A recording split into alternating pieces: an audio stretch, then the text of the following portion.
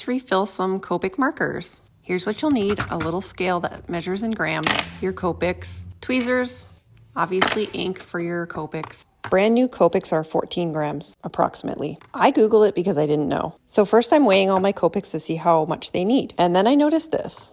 I couldn't figure out why I was getting 15 grams. So make sure you calibrate your scale to 0 before you weigh them.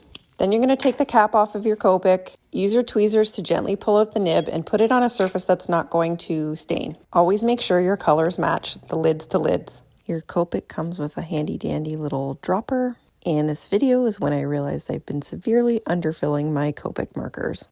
To get them back to like new, you're going to want to fill it up to the 14 grams, which I figured out by testing back and forth and back and forth and back and forth to be about 30 to 35 drops, which is way more than I was actually doing.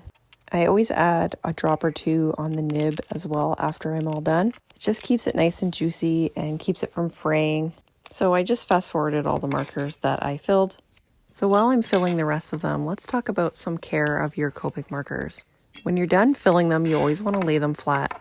If your nib seems like it's super dry and doesn't matter how much ink you put in your marker, it will not resaturate, you're probably going to want to replace that nib completely. I wasted a ton of ink learning this the hard way, so don't do that because ink is really expensive. And don't let your markers get all nasty and covered in ink like I do. I'm not a good example of keeping them nice and tidy. Obviously, always make sure that you put the lids on your markers.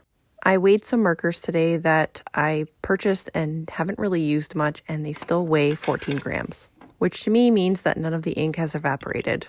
It's a good idea too to take a look at your nibs and see if there's any damage. I've had these for a long time, and I think because I was underfilling them, they're getting a little bit frayed, but you can buy replacements pretty easily. And just be careful when you're using these tweezers, because if you go from a dark color to a light color, you may put ink on a nib that you don't want to. I have also made that mistake. If you found this video helpful, please like and subscribe so I can keep making more free videos. Keep sketching!